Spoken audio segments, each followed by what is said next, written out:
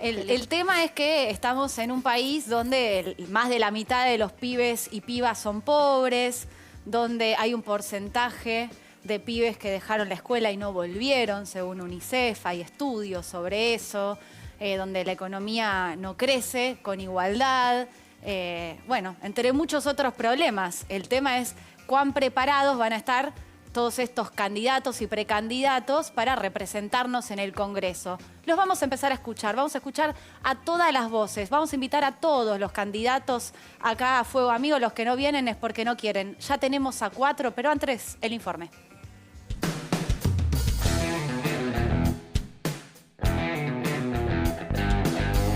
Este sábado comenzó la carrera electoral y con las listas definidas se presentaron a los precandidatos y las precandidatas en la ciudad de Buenos Aires que buscan ocupar las 13 bancas que se renuevan en diputados en noviembre. Pero como dice Fonsi, Daddy Yankee y Lilita... Despacito.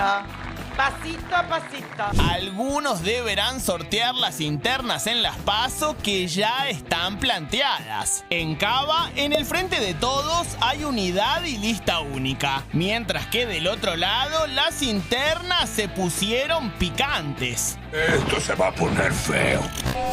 En Juntos por el Cambio no están tan juntos y las PASO se disputarán entre 3 internas. La lista de María Eugenia Vidal, la de López Murphy y la encabezada por Adolfo Rubinstein. Ojo con el fuego amigo, a ver si más de uno se quema. La propuesta de la lista encabezada por Vidal es una propuesta más light y necesitamos más firmeza en el Congreso y bueno, y eso es lo que estamos ofreciendo. ¿Se incendia el estudio? ¿Qué pasó? En el Frente de Izquierda, Miriam Bregman irá a una interna con Celeste Fierro. Comenzó la campaña y la cuenta regresiva para las PASO legislativas que se votarán el 12 de septiembre. Bueno, como les adelantaba, tenemos ya a los candidatos, precandidatos por la Ciudad de Buenos Aires. Está Fernando Iglesias por el espacio de Juntos por el Cambio. Buenas noches. ¿Qué tal? ¿Cómo estás? Está Miriam Bregman por el FITU, ¿no? ¿Está bien? Frente de Izquierda Unidad. Frente de Izquierda Unidad. Está también Facundo Suárez Lastra, también del espacio de Juntos por el Cambio. Y está María Rashid por el espacio del Frente de Todos. Bienvenidos, gracias a los 4 por estar. La idea es que haya un debate, pero antes voy a apelar a su solidaridad. Miren que el productor ejecutivo tiene un reloj. Les voy a preguntar a cada uno de ustedes para que los escuchen del otro lado, ¿por qué habría que votarlos? Fernando Iglesias, arranco con vos. 1 minuto. ¿Por qué hay que votar la lista? Bueno, creo que es una lista que expresa la pluralidad de voces y de visiones que hay en Juntos por el Cambio, que tiene miembros del radicalismo, como Martín Tetaz, de la Coalición Cívica, como Paulo Oliveto, Fernando Sánchez, y del PRO, como María Eugenia y yo. Y me parece que claramente nosotros somos una voz fuerte en el Congreso, la principal fuerza de oposición, y necesitamos pelear, primero, para que en los próximos 2 años el kirchnerismo no se lleve puesto al país si logra la mayoría en ambas cámaras. Y en segundo lugar, para hacer una alternativa de gobierno que le dé esperanzas y una salida a esta sociedad en el 2023. Miriam. Está muy fresco, todavía muy el desastre que hizo el gobierno macrista, por más que ahora Macri lo escondan un poquito y pongan otras caras. Hay una enorme desilusión de muchísimos votantes de Alberto Fernández, la preocupación del salario, la inflación, todas las promesas incumplidas, y por eso es importante que nos acompañen con el voto, porque no da lo mismo quién es la tercera fuerza política en la Argentina, y nosotros estamos apostando en unidad, una construcción desde abajo, nada que ver con esas candidaturas que aparecen de último momento, con una lista llena de luchadores, de luchadoras, de referentes de las peleas de las mujeres, de la juventud. Estamos apostando a que la izquierda emerja como una tercera fuerza política, social, en la Argentina, para enfrentar el ajuste en curso. Bien, a ver, Suárez Lastra. Sí, nosotros, Juntos por el Cambio, Adelante Ciudad, aspira a completar la lista. Las PASO son precisamente para que se integren las listas de los distintos frentes que tienen comunes denominadores y un espacio común, y la gente con su voto, y no el dedo de los dirigentes, elija cómo se integran.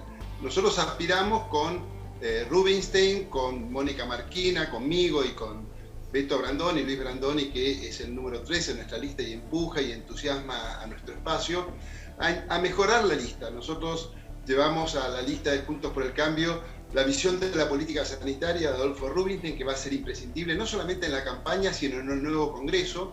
Llevamos de segunda a Mónica Marquina, que es una pedagoga especialista en políticas públicas de educación y educación en general, que ha trabajado muchísimo en la campaña Abran las Escuelas. Hace 1 año y medio Mónica Marquina hizo el primer documento donde explicaba por qué era absolutamente perjudicial no tener presencialidad en las escuelas y lo errático de las políticas educativas en todo el país.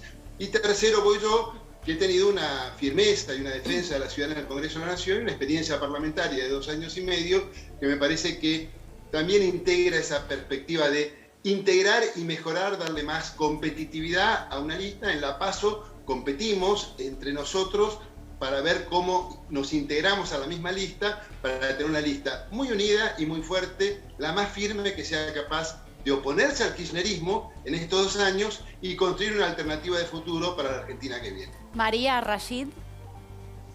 Sí, mira, yo resumiría los motivos en 2. Por un lado, creo que hay muchos, pero bueno, tenemos poco tiempo. Te diría, empezaría por 2. Por un lado, estamos en un momento muy crítico y muy difícil. Venimos no solamente de 4 años de macrismo que destruyeron la economía del país, que nos endeudaron a más de 100 años, sino que además también estamos viviendo una pandemia mundial que golpeó la economía de todos los países del mundo. Y entonces tenemos ahora la tarea de reconstruir nuestro país, de reconstruir la Argentina. Y creo que esta es la fuerza que tiene una gran experiencia en eso.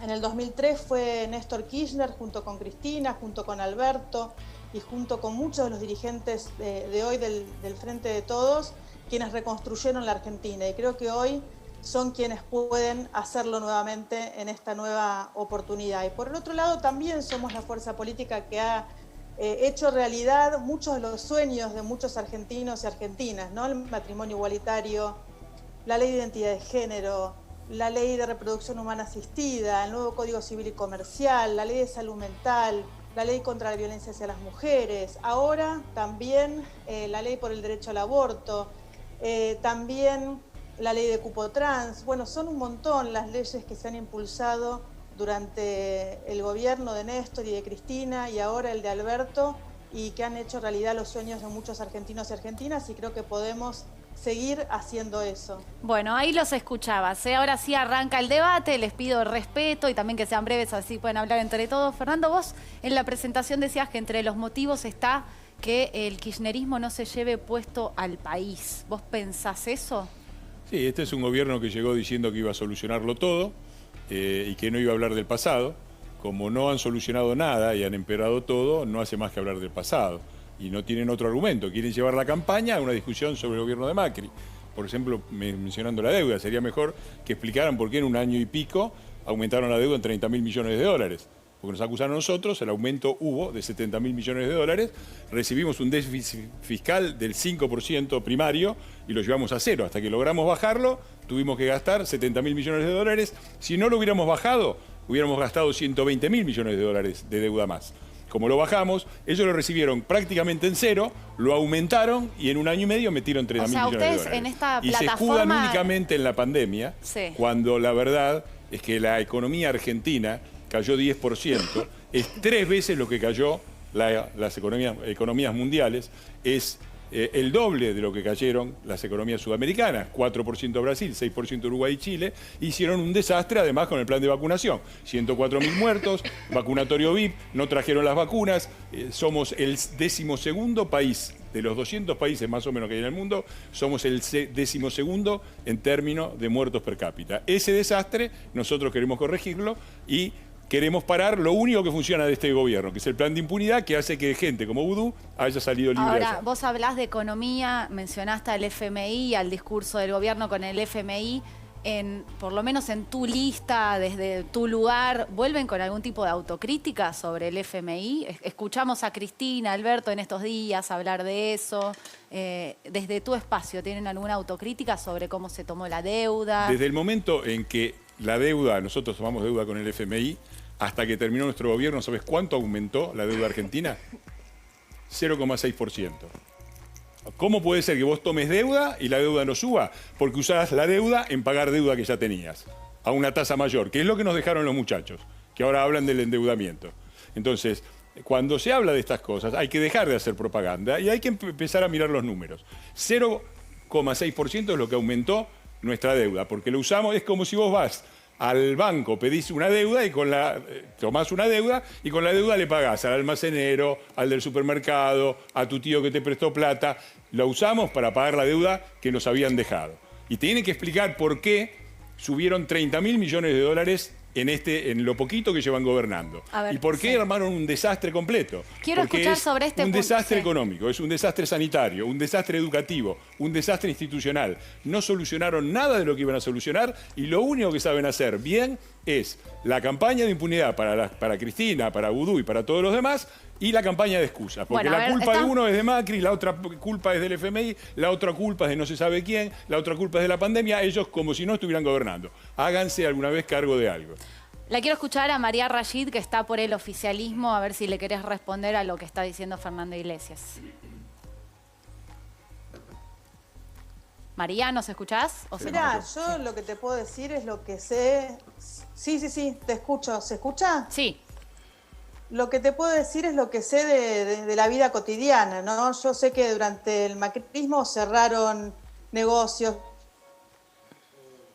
mucha gente se quedó sin trabajo, no había netbooks y computadoras en las escuelas, no había los programas y líneas de consumo y de crédito que había durante el kirchnerismo.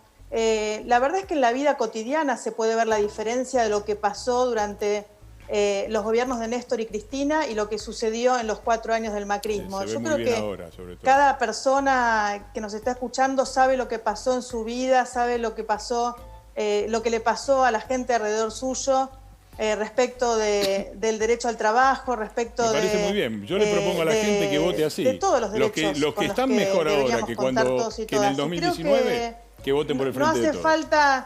Los que no voten por nosotros. No hace falta más que eso. Deja terminar y ahí sí la me respondes. parece que la pandemia es un dato importante a la hora. Sí, me decía, me parece que no gobernaron durante una pandemia y aún así nos endeudaron a 100 años. Y no me parece un dato menor. Nos endeudaron a 100 años sin tener ni siquiera una pandemia como ustedes dicen, excusa para semejante endeudamiento. Y eso es lo que nos dejaron. En cambio, los años del kirchnerismo nos dejaron un montón de otras cosas, nos dejaron leyes maravillosas, nos dejaron acceso a derechos, nos dejaron en muchos casos nuevas fábricas, nuevas pymes, nuevos comercios, todo lo contrario a lo que nos dejaron ustedes. A ver, la quiero escuchar a Miriam y después a Fernando, que está pidiendo pista, pero Sí. así hablan todos. Sobre Mira, el FMI y la no, deuda. primero por lo que dice acá Sí. el diputado Iglesias, parece que los fueros son el otro para Iglesias, ¿no? Porque habla de impunidad y lo ponen después a Darío Nieto, el espía de Macri, escondidito en la lista, a ver si consigue unos fueros. Así que por eso me parece que podrían usar la El frase... legislador de la ciudad no tiene fueros. Los fueros son el otro, sí, hay que informarse. Hay que informarse, qué lindo que le viene tener un lugarcito ahí. Bueno, pero me quiero referir más en general, porque Rashid decía recién que van a reconstruir la Argentina, ¿no? Acá siempre cada gobierno que asume empieza con ansias refundacionales.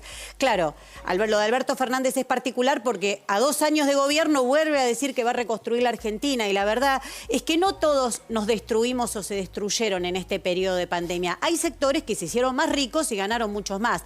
Los bancos, los sectores del agronegocio, las cerealeras. Entonces, creo que lo que demostró el gobierno de Alberto Fernández es que es muy débil con los poderosos. No hay ninguna reconstrucción, por utilizar la palabra que utilizó ella, si no se afectan los intereses de los poderosos. ¿Vos pensás lo mismo, Y muy lejos. Fernando? No, pero déjame decir una Sí. cosita más, porque quiero terminar porque hablaron 3. Habló otra persona más de Junto por el Cambio. Entonces me parece que sin afectar esos intereses no va a haber ninguna reconstrucción porque acá hay gente que se enriqueció, ni que hablar de los laboratorios con la pandemia y con todo lo que padeció el pueblo trabajador. Y después Suárez Lastra hablaba de la educación. Le cuento que su partido gobierna la ciudad de Buenos Aires y no quería ni darle de comer a los chicos en la pandemia, que el Frente de Izquierda fue el que luchó, peleó y llegó a conseguir un fallo judicial que obligó a darle comida durante la pandemia a los chicos de las escuelas ¿Cómo públicas. era eso de las escuelas que no le daban de comer? No, le querían dar una barrita de cereal, no muy buenas condiciones, algo parecido a un sándwich de jamón y queso, digo parecido porque no puedo asegurar certeramente que sea jamón y queso lo que ponían adentro, y alguna cosita más. Ese era todo el alimento que le quería dar durante toda la cuarentena Rodríguez Larreta a los chicos de las escuelas públicas como todo alimento. Tuvimos que pelear muchísimo desde el Frente de Izquierda, llegamos a la justicia, conseguimos un fallo que seguimos peleando, porque ¿sabés que en vacaciones no le dan el bolsón? O sea que las vacaciones se convierten en un castigo para los chicos que comen en la escuela, porque como están de vacaciones aprovechan y se ahorran unos pesos. Entonces me da vergüenza que hablen de educación cuando ni siquiera les importa el primer hecho, que es que un chico vaya bien alimentado a la escuela. Bueno, a ver, habló de educación Suárez Lastra y vos te referiste a él, así que lo quiero escuchar.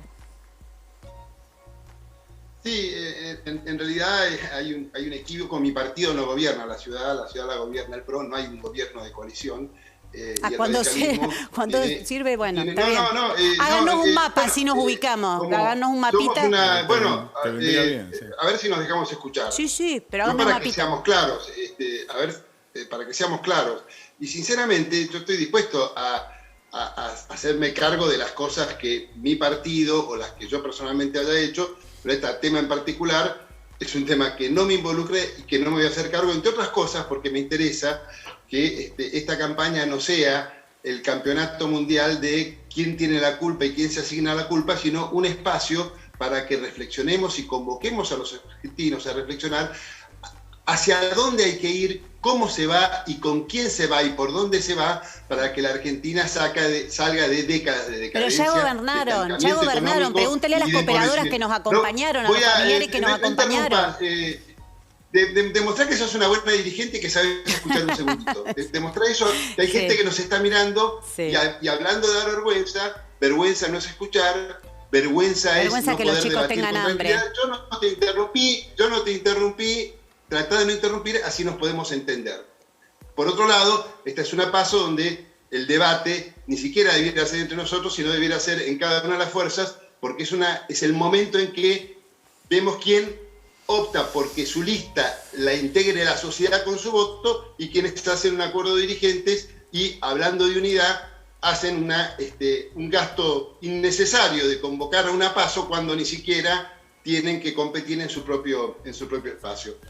Lo que yo creo que en esta campaña lo que corresponde, lo que deberíamos procurar hacer es cuáles son nuestras miradas de futuro. Y la mirada nuestra de futuro es hacer una apuesta muy fuerte a un cambio cultural, político general importantísimo, que implique de nuevo la cultura del trabajo, el estímulo a los sectores productivos más dinámicos, el estímulo a aquellas actividades en las cuales se puede generar empleo, trabajo genuino, competir en el mundo, agregar valor, generar exportaciones, no ver el mundo como una amenaza, sino como una oportunidad. Hay mercados en el mundo que se abren como nunca, hay precios para nuestros productos mejores que nunca, hay tasas de interés más bajas que nunca, hay posibilidades de desarrollo, de inversión. Se requiere un gobierno con políticas claras, con respeto institucional, con reglas de juego, con respeto a todos los derechos que componen la capacidad de una estructura productiva de avanzar y de crecer. A ver, quiero ir a lo concreto. Poner eso en el debate porque creemos que ese es el camino.